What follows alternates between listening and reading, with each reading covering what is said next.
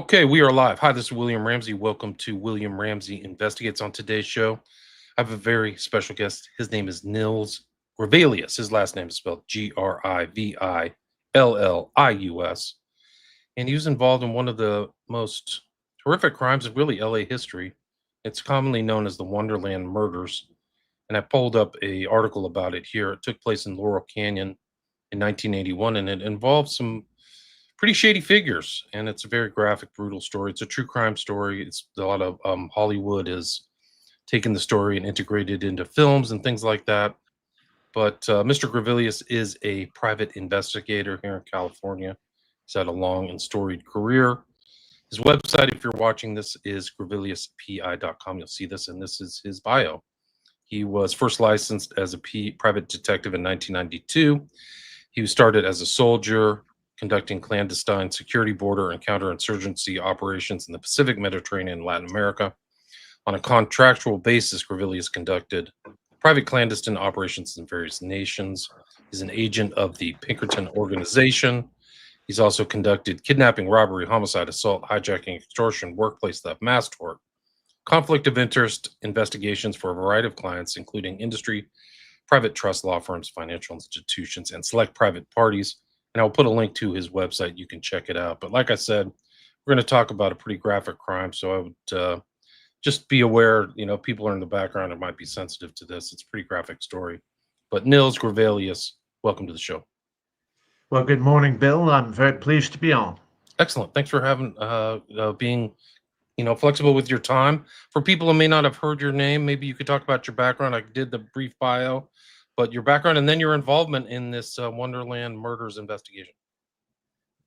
I've been a private detective for a while. I was in the Pinkerton service. I was in the U.S. Army. I've had a good career. I got interested in the Wonderland Avenue murders when I was working with Bob Souza, who was retired from LAPD Robbery Homicide Division. He and I were working jointly at a security and investigations company in Glendale that was low key at high profile at the same time. It was owned by LAPD command staff guys, and the sort of things we did was like when they were getting ready to reopen the Getty, I set up their pre-employment background screening program. We also took on a lot of high stakes criminal investigation like robbery and hijacking suppression for a liquor distribution company, things like that. So we were essentially functioning as a private police force in Los Angeles. I attended Rio Hondo Police Academy and took 2 levels of academy training, but never worked at a municipal police agency. I was a counterintelligence agent in the Army, which means under U.S. Code 1811, you're a federal peace officer, but it's very specialized and esoteric, if you will. I don't like using the term, but that defines esoteric. So Bob Souza was talking about the single most frustrating case he had ever worked as a homicide investigator. He was in the elite of the LAPD robbery homicide division, and his partner was Tom Lang. Tom Lang is justifiably famous as the man who brought O.J. Simpson in for murder. I don't want anybody in this audience to ever talk shit about Lang or Souza. Tom Lang and Bob Souza sacrificed a lot protecting the citizens of Los Angeles. They risked their own freedom in this particular case because of the level of corruption in Los Angeles city government and the ties that the man who ordered the murders had into city government. Mac McLean, too, Lang's subsequent partner who helped him in the late 80s bring Nash in the first time on the murder case. But really what you need to know about the Wonderland Avenue murders is it started off as a very simple drug ripoff. There was an adult film star named John Holmes who was a cocaine addict. And for the proper context of all this, Bill, in the late 70s through the late 80s, cocaine was cryptocurrency in Los Angeles. That's there's no other way to characterize it. Deals were sealed with cocaine. Bribes were paid with cocaine. Cocaine was used as payola in the record industry, things like that. It can't be overstated. So Holmes is a drug addict. Holmes runs out of credit with his favorite drug dealer, Ed Nash. Ed Nash was first identified as an organized crime figure in Los Angeles by the Los Angeles Police Department in 1952. It took from 1952 to 1981 for any LAPD officer ever to arrest Ed Nash for any crime. It's a So, long time, 3 decades, right? Yeah. right.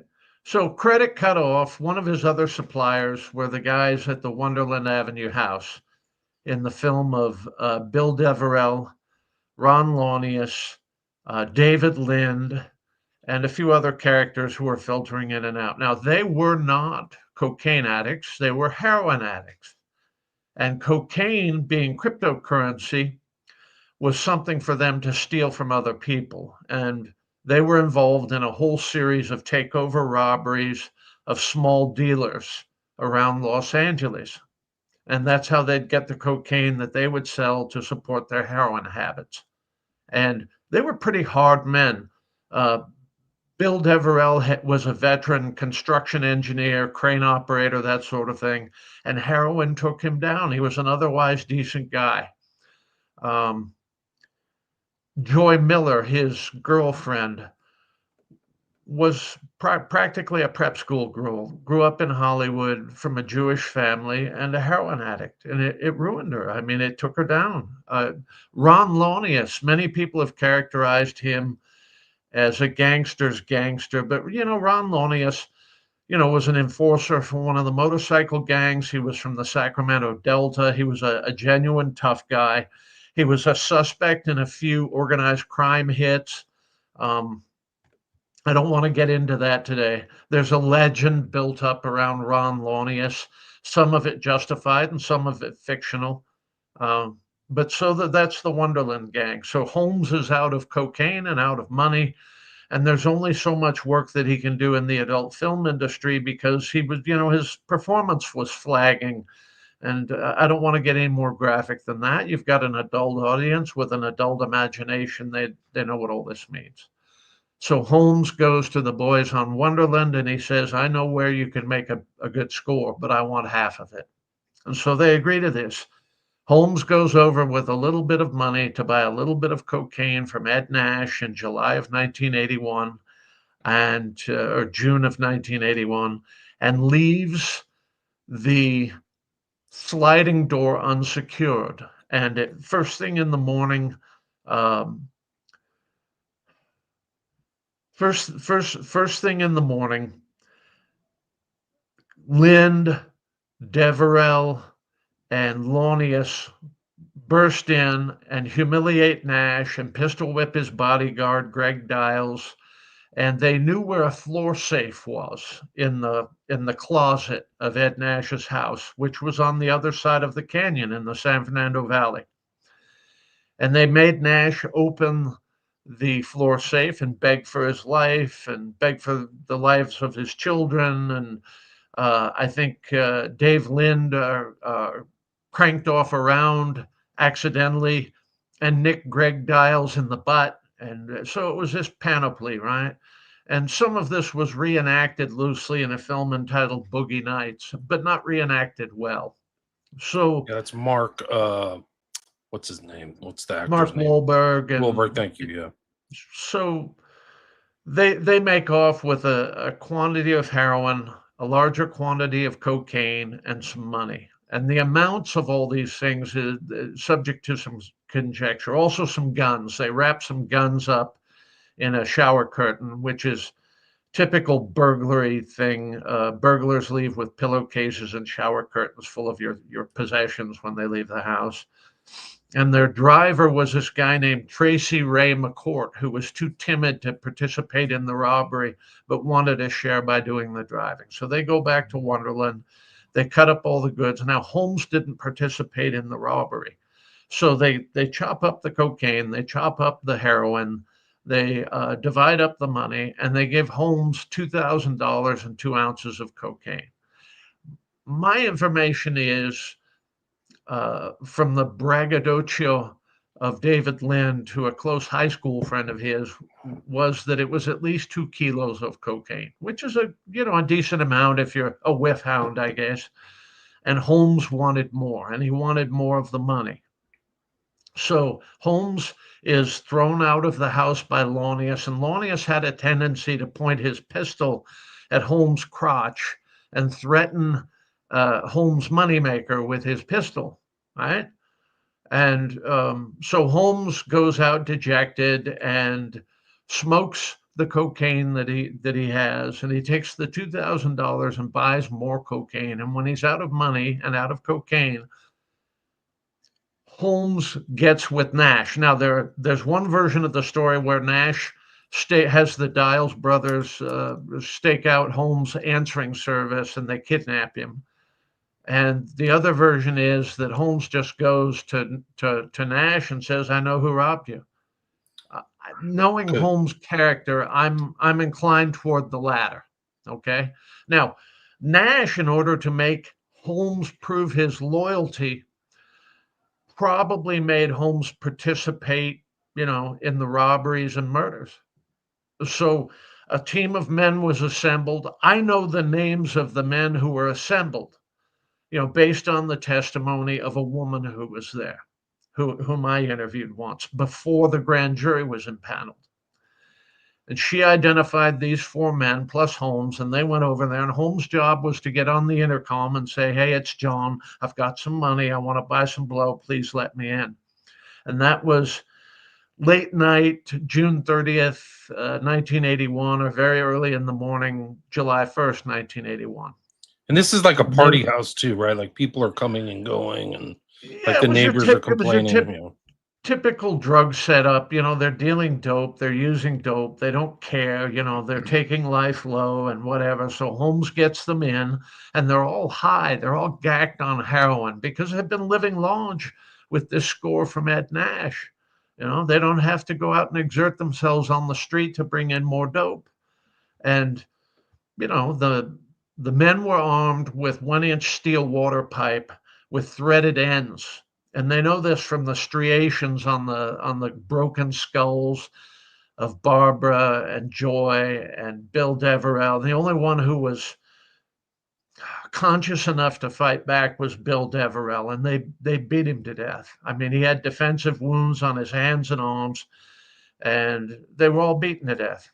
Susan Launius was believed to be dead, but wasn't, and it was her moaning and crying that alerted the neighbors in the early morning that something was going on. Now, after the murders, and the Holmes handprint was found on the bedstead above Ron Launius's body, like he was bracing himself while he hit Launius.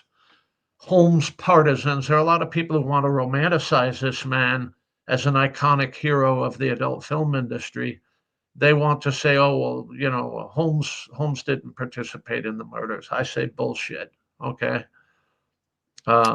I talked to his ex-wife once in a long time ago when I worked for Ed Opperman, another PI, and she said he beat her all the time. He was not a nice person, and he was smoking coke all the time. Just I forgot what they call it, but like, yeah,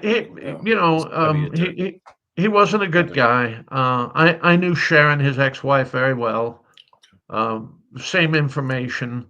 So, I've lost my train of thought. Well, we were just talking about him, about this kind of heroization of John Holmes. The scene of the crime. So there's 4 dead bodies and a very badly wounded Susan Launius, and their customers are coming in and picking up drugs that are laying all over the furniture and floor that have been scattered around by the killers, that sort of thing. I know the names of at least 2 of them. Just an ugly, ugly scene. None of them called for help. And one of the neighbors finally heard the moaning and summoned EMS. EMS arrived. They saw the scene. LAPD comes. And late afternoon, Sousa and Lang had gone home. They get summoned by Robbery Homicide Division, and they go over and work the scene. Tom Lang narrates the video. It's the first murder scene videotaped by LAPD, going from room to room and just showing, death and mayhem, that the sort of things that Bob and Tom had to deal with all the time as homicide investigators, that are shocking to view for civilians, that sort of thing. And I have that. And then by the the bodies, next, yeah, the bodies were rolled out, and it was really personal and graphic too, right? Like it was just right, I super. mean, Yeah. total revenge, get back for something. And that night, they were introduced uh, by a snitch named Fat Howard. And Fat Howard was a fence who operated in West Hollywood, fencing stolen property. And David Lind had missed being murdered because he was in Sacramento for a court date.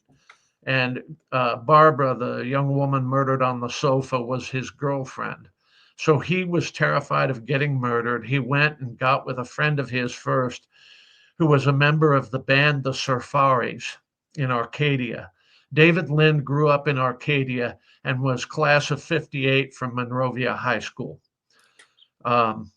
So Lind goes to Fat Howard, knowing that Fat Howard has connections to the police department. A fence makes a great snitch to, the police, and that's how he protects himself in Los Angeles. In other words, instead of getting mob protection, fences in Los Angeles we get their protection from the police, and the police department filters him to Bob and Tom. Bob and Tom interview David Lind. They meet at the crime scene.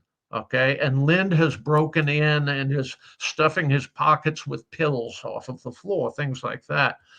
So Lind lays out the whole story for them about how they robbed Ed Nash, and that John Holmes had set the whole thing up, the robbery. And so immediately, Ed Nash is the primary suspect and John Holmes is a suspect. It takes a bit of work to finally get with Holmes. They interview Holmes. Holmes will only speak generally rather than specifically. Holmes makes wild demands. They put him up in a hotel with his wife and with his girlfriend, and they're trying to get him to make a definitive statement, which he will never do. And they finally kick him loose, and he flees to Florida with his girlfriend, and then they get an arrest warrant for him. Now, before all that occurs, Bob and Tom, on the strength of what Lind said about the drug ripoff, they decided to file a PC 211 report with LAPD on Nash's behalf. If you are robbed of your narcotics in Los Angeles, you've been the subject of PC 459, which is burglary, PC 211, which is defined by force and fear, that sort of thing. So they filed a crime report on behalf of Nash, and then went over and on the basis of that had a search warrant for Nash's house. They tossed Nash's house, and in his safe was the cocaine.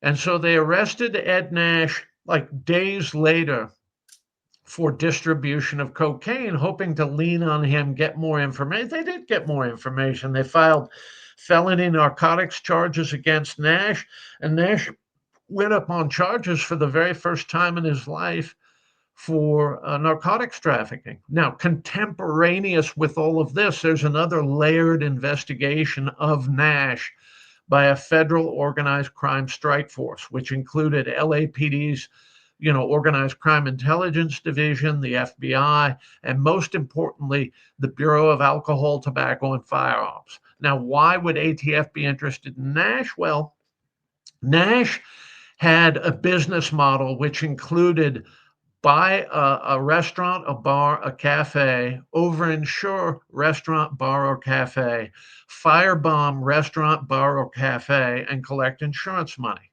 And so that's how the ATF got involved in this. So it was a federal investigation at that level, and then the murder investigation was state level. So all of these things are going on. And then they go to Florida, they get Holmes, they bring Holmes back. Holmes goes up on felony murder charges. And they could, Bob and Tom, when I talked to them about this case, one of the things they told me multiple times was it always seemed as if there was a hidden hand while they were conducting the investigation, thwarting them. Every time they would get close to Nash, something would occur when they'd say, well, we want to file charges against Nash for murder or something like that. They would say, well, you don't have enough evidence yet, or that sort of thing. So, And Nash, he was Palestinian, right? His name was like Nasrallah or something like that. He kind of anglicized his last name, right? correct. He was originally from Milwaukee and moved to Los Angeles in the early 50s. Adel Nasrallah was his true and correct name, shortened to Eddie Nash. What we need to understand about Eddie Nash as a gangster is there is no proper La Cosa Nostra family structure in Los Angeles, Bill. But to the bent noses from New York City and Chicago, Eddie Nash was definitely Mr. Nash. They respected him, you know. Yeah, and he had all kinds of holdings and all kinds of like nightclubs Right. and the whole bit. Yeah. Right. Well, he was also tied. So one of your viewers was talking about the Odyssey Club. The Odyssey Club was a gay disco in Los Angeles, late 70s, early 80s, which he co-owned with a character named Chris Cox. And Chris Cox was from Boston, had come out to Los Angeles to be a cop, and then decided he liked the gay, disco scene, cocaine and disco scene far more. So he was running the Odyssey for Ed Nash, and he was the head of what was called the Lavender Hill Mob, humorously, but it was like the gay mafia in Los Angeles. They were involved in prostitution, loan sharking, extortion, burglary, robbery, drug dealing, anything you could think of, and all of them were gay men. Wow, fascinating. So that is the stuff that was going on. And so yeah, Holmes's girlfriend was Dawn Schiller, right? That's the one that I talked to or was communicating with. Dawn was his girlfriend, and she was a young kid when she took up with. She was 15 or 16 when she started dating him, and then her life changed in the negative sense for all of her involvement with Holmes, and so they get brought back to Los Angeles. Holmes goes up on charges, and Ron Cohen was the district attorney who prosecuted Holmes for murder. And I want you to understand something. When they polled the jury that acquitted Holmes of murder, what they said was, we didn't believe that he was necessarily innocent. What we kept wondering was, where are the other people involved in this case? Because they were named numerous times in the presentation of the evidence. And Holmes was very well represented. I believe Earl Hansen represented him. I may be incorrect. Tom has an encyclopedic memory for all of this. Is that Tom Lang right to Nasrallah's left here? Is that him? Can you see that? No, picture? that's another detective. Okay, sorry. I think I know who that is, but so no, that's not Tom. Tom was already going bald like me, contemporaneous with the Wonderland Avenue murders. Tom and Bob are both remarkably handsome men, though. You should know that. Okay, good to know. Princes of the city, they did a good job. They were very dedicated police officers. Now, the reason I mention the ATF is contemporaneous with all of these things. Somebody made a complaint to the chief's office that Lang and Souza were corrupt, that they were secretly protecting Ed Nash. Ed Nash was in federal custody at that point. And Hal Glickman, a bail bondsman who was Ed Nash's partner in several of his enterprises, was running the whole show. The person who made the complaint was an ATF agent on the strike force named Henry Hoskins. All right. Henry Hoskins wound up getting fired by the ATF in 1983, and the ATF would never disclose to anyone why he was fired. I have a source in LAFD arson who was interviewed just before Hoskins was fired. He was interviewed by ATF Internal Affairs, and they said to never mention the interview, what was going on, that sort of thing. And the belief is that the ATF fired Hoskins for being corrupt, for being tied in with organized crime. Hoskins' next move was to file for a private detective's license, and the address for his private detective's license was 6121 Hollywood Boulevard, which was Ed Nash's Seven Seas nightclub and restaurant. Wow. So Hoskins was obviously working for Hal Glickman and Ed Nash, that sort of thing, and that's why he made the complaint. The chief had no recourse except to launch an internal special investigation of Lang and Souza called a chief special. It was above even internal affairs. They were cleared in the chief special, but that can be incredibly demoralizing if when you're charged with the responsibilities that two detectives, three in robbery homicide division had, and it just slowed everything down. So Souza eventually retired, and the case sort of went cold. And then in the late 80s, Lang was contacted to say that there was a person in Scott Thorson, Liberace's boyfriend, who had been there when the murders were ordered by Nash. And so Lang and his then partner, Mac McLean, start running a new case on Nash based on Thorson's information. The problem with Thorson is a notorious liar. He's a thief. He's a drug addict, all of these things. I don't know Scott Thorson personally. I tried to interview him a couple of times. I could never get him to respond to my queries, that sort of thing. Maybe he's changed his life and he's a good guy now. I don't know. But I will say that he was not a credible source. And then there were two trials. The first trial ended in a hung jury, and there was one juror who hung the jury. She just refused to convict Ed Nash of the murders. And then later on, much later in 2000, with the federal grand jury proceedings, the RICO case, it was revealed that her brother had negotiated a payoff for her to hang the jury. And it was negotiated with Greg Dials, who was up on charges with Nash. He was one of Nash's bodyguards. He was in high power. And this other black gang member had negotiated the deal and was supposed to get a cut of the payoff. Well, this juror's brother was found shot like 48 times in an alley in South Central Los Angeles. And the juror and her mother went running to LAPD after claiming that they hated the police, that the police always did bad things to black people in the ghetto, all of this, and wanted LAPD to protect them of all crazy things. And they both testified in front of the federal grand jury.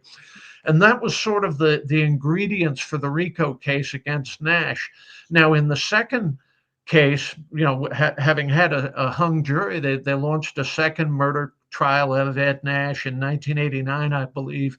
And the judge disallowed much of the evidence based on prior rulings and things like that, the minutia and craziness of case law. And it's Los Angeles, where men like Robert Blake and O.J. Simpson get acquitted regularly because we have stupid people we impanel on our juries, present company notwithstanding. So, well, I can attest to that. I can't say it right now due to ethical reasons, but wow, I was kind of scared.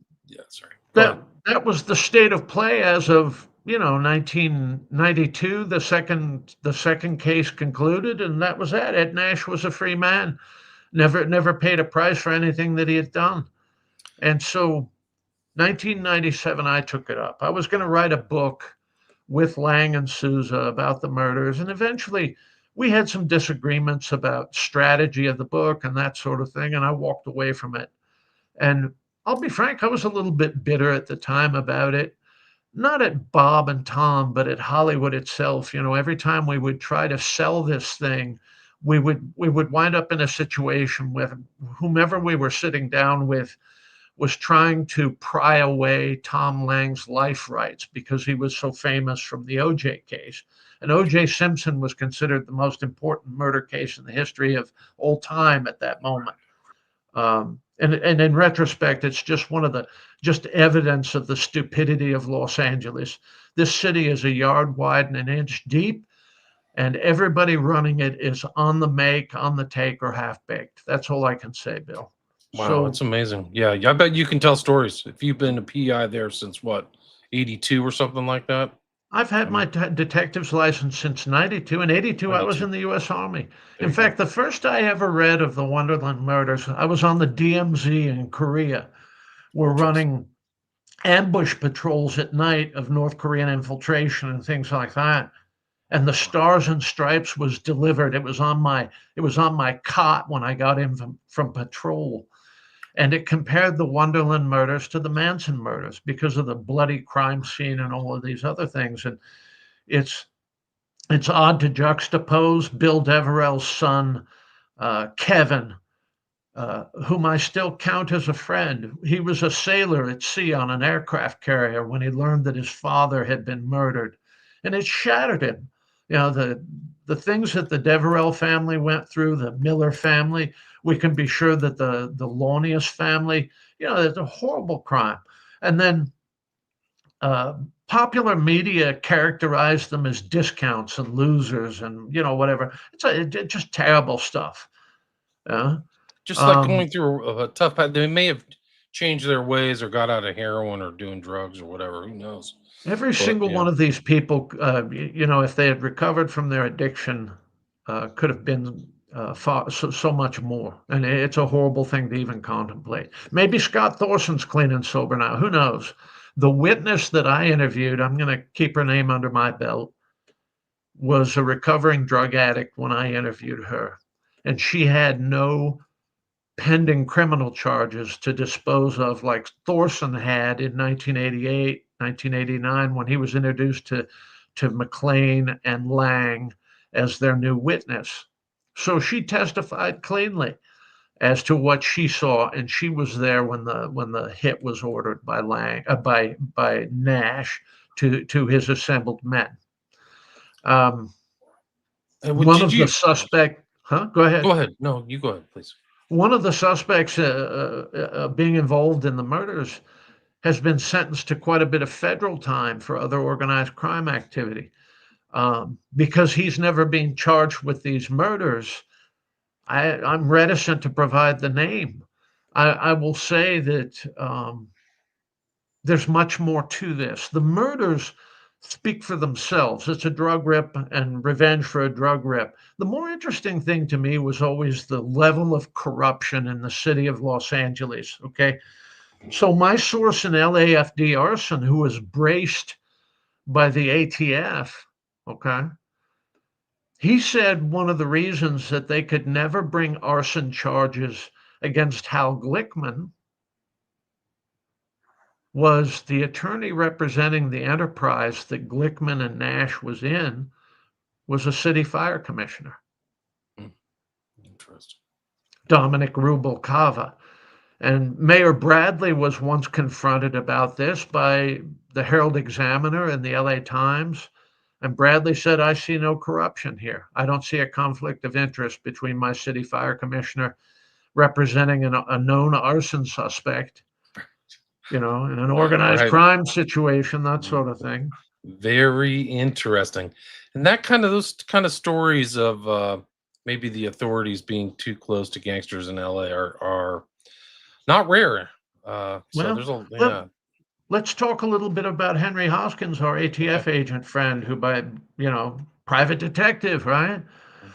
Mhm. I talked to somebody in LA Sheriff's Department, major crimes, who was retired. And what he said was that Hoskins arrived in Los Angeles in 1982 from Chicago with kind of a cloud hanging over his head, which he couldn't properly quantify, and immediately started making liaison with sheriff's major crimes. And the ATF's mission is guns and drugs, drugs secondly, um, explosives, things like that. And Hoskins was driving a yellow Corvette that was unregistered.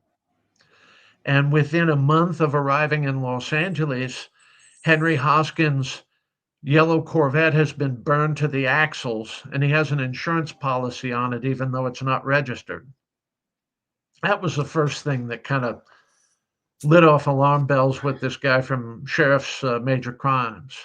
And then they had been trying to make buys of weapons, stolen guns, from a kind of a shadowy organization that operates in and out of the prison system like the Aryan Brotherhood, only it's called the Black Guerrilla Family. It's exclusively black. They recruit their members from gang members, whether it's the Gangster Disciples out of Chicago or the Crips out of Los Angeles, that sort of thing. And it's an elite organized crime organization.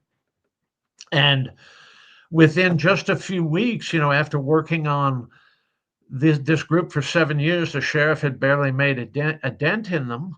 Hoskins is claiming to have informants in the group, and he made 2 buys of illegal weapons and took a couple of minor players down, that sort of thing. And they're like, oh, that's interesting. He can immediately do all this. Now, I read in an intelligence bulletin that was given to Chief Tracy at Beverly Hills Police Department by his organized crime desk. He had one detective assigned to organized crime intelligence in Beverly Hills. And this informant was possibly tied to a high-profile black criminal lawyer. This informant was a member of the Crips. This informant said that he met Henry Hoskins at a party where another Crip was introducing Hoskins around as his pet fed, with Hoskins smoking freebase cocaine with all of these gang members. And Hoskins even showed them his badge and his gun at this party in 1982. Okay. Sounds like the Diddy type stuff where the cops are around, or there's a liaison between the kind of criminal activity and the cops or something. So Hoskins, after getting fired, becomes a private detective and then gets his bail bondsman's license, and he's working very closely with Harold Glickman, the bail bondsman, who was Ed Nash's business partner in many of these enterprises. And Henry Hoskins, after all these people kind of fade, that sort of thing, he moves down to the South Bay area of Los Angeles to a place called Lomita.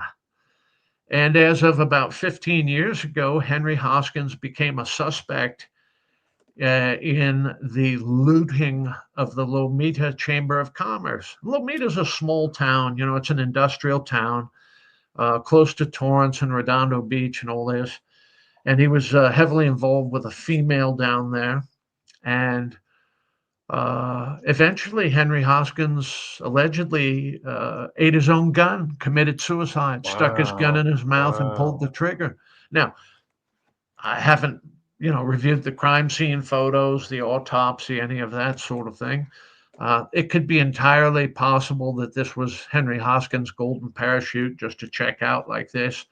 But Henry Hoskins, from start to finish, was a crook.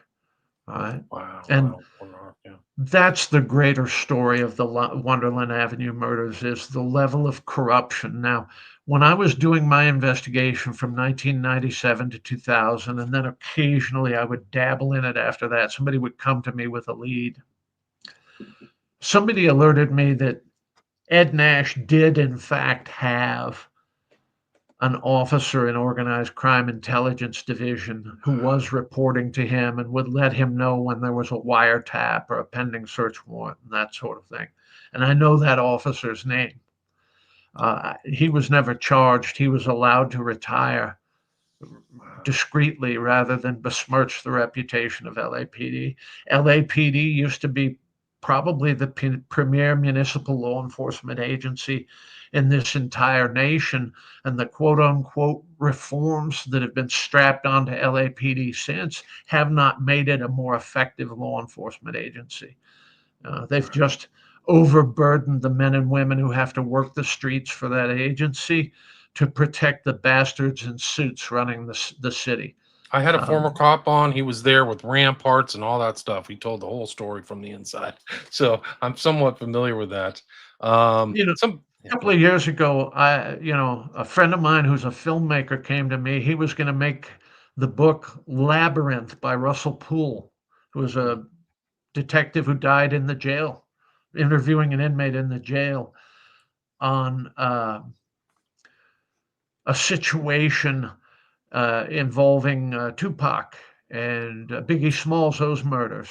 Right. So he wanted me to figure out where David Mack is, you know, just to, get some background. That's what I was going to help him stylize his film. David Mack went to prison for bank robbery. He was an LAPD officer in the Rampart crash unit, and it was part of the Nino Durden, Rafael Perez Yes. situation. Yes.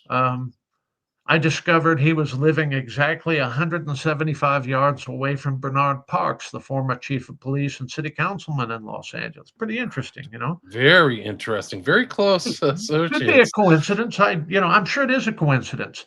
Um, but Go ahead. if you want a Rosetta Stone for the current level of corruption in the city of Los Angeles, read Labyrinth by Russell Poole. It's very interesting. Okay, I'll One get of to your it. posters said that LAPD has always been corrupt. Let's put some texture to that, okay, Bill? Yes. Go ahead. Please go. Go Back ahead. a long Continue. time. Back a long time ago, LAPD was corrupt. From the inception of Los Angeles Police Department up until Bill Parker. And Bill Parker decided, 4,000 officers, that sort of thing. The best way to get them under control is to institute a policy, and it goes like this: I will back your play if you wind up killing somebody in the line of duty, if you have to make a judgment call that people maybe disagree with. And it was one of these killings that sparked the Watts riots, if you'll recall. But Bill Parker, that was his policy. I will back your play. But if you steal one nickel, I will burn you to the ground. I'll put you in prison. I'll take your pension, everything. If you take one nickel, all right? So the way that men like Ed Nash would bribe the LAPD officers that they interacted with, like in Hollywood Division, was with free booze, free meals. Come on over to the stripper club and let the girl sit in your lap with her Yeah, the with her Kit Kat clothes Club, off. I think it was, right? Yeah, It used to be the Kit all Kat. that stuff. That was how it was accomplished. Um, Did you ever but see in any con- black sorry to interrupt, but did you ever see any blackmail or anything with Nash? Because he said that there was supposedly one of the commenters said the Odyssey Club and the Nash boy ring. Does that sound familiar to you? Well, your poster is correct. There were young teenage boys being trafficked out of Club Odyssey, and there was an allegation that senior studio officials. This is a company town, and instead of there being a mill or a coal mine or something in Los Angeles, there's the film industry, and so there was a lot of male prostitution, and many of the males who were prostituting themselves were teenagers. And that's no great secret in Los Angeles. Now, the other thing that he referred to was the Cotton Club murder, Roy Raden, that sort of thing.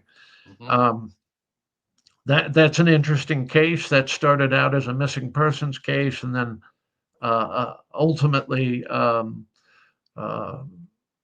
there's some consanguinity, and it is this.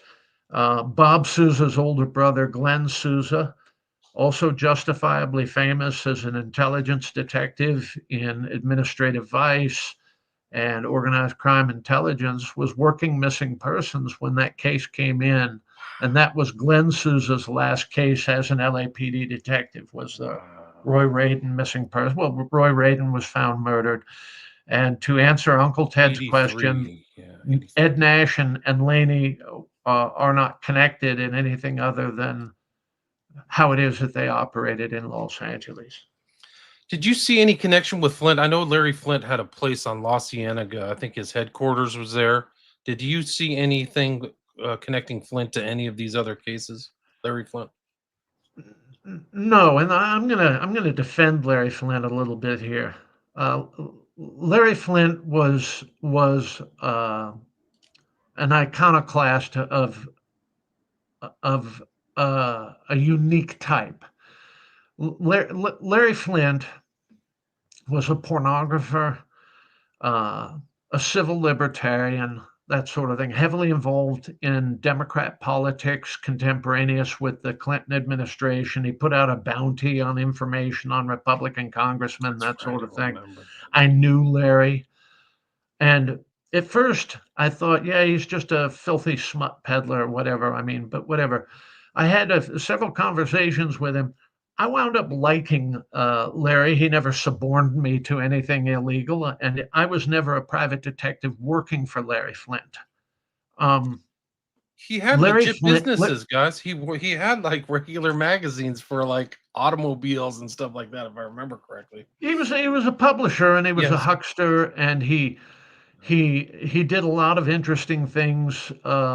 strip joints, that kind of A stuff. good friend of mine, Evan Wright, was employed by Larry Flint at one time. Evan also wrote for Rolling Stone.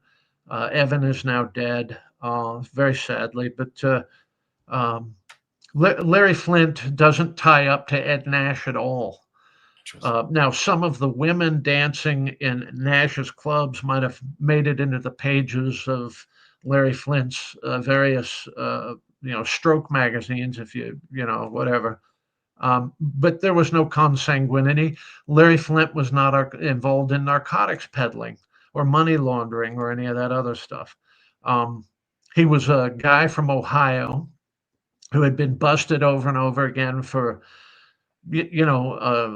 vice violations related to pornography and that sort of thing. And he took it upon himself to wage sort of a civil libertarians war against the blue laws of the day. Some people regard him as heroic for this, and other people regard him as a terrorist for doing it.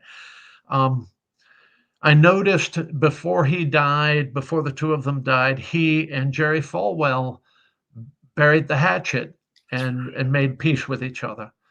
And Flint gets credit for that, just as Jerry Falwell does. I Right. don't Very think public now.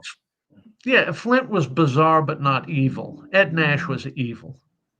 Yeah, interesting. I just remember when I first moved to LA, the Flint Industries building was right there on La Cienega, kind of crossed over.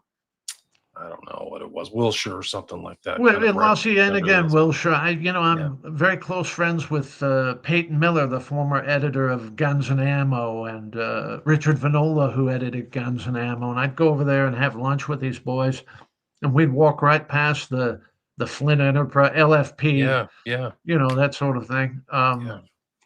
Interesting guy, Maverick. I guess you could call him a Maverick. Either way, bad or good. Sure, he was the Elon Musk of stroke magazines. Let's call it as it is. Nils, we are at the 50-minute mark. Great talk. I mean, so much information. I didn't know some of the details about that or some of the background of the Wonderland murders, but you also have something coming up next year, right? This book, The Last Lawman. True stories Well, of a private. June of 2026, yes, The Last Lawman will hit the scene. You can pre-order it now. It's my true to life memoir as a private detective.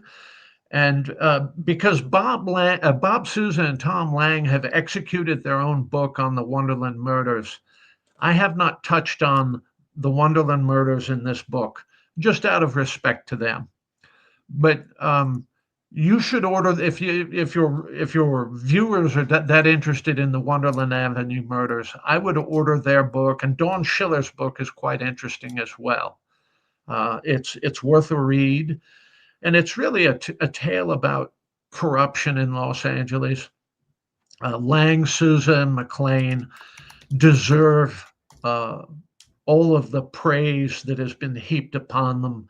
They sacrificed a lot to protect the city of Los Angeles, the citizens of Los Angeles, and sometimes it looks like a thankless task. They're fine men and have my unending respect.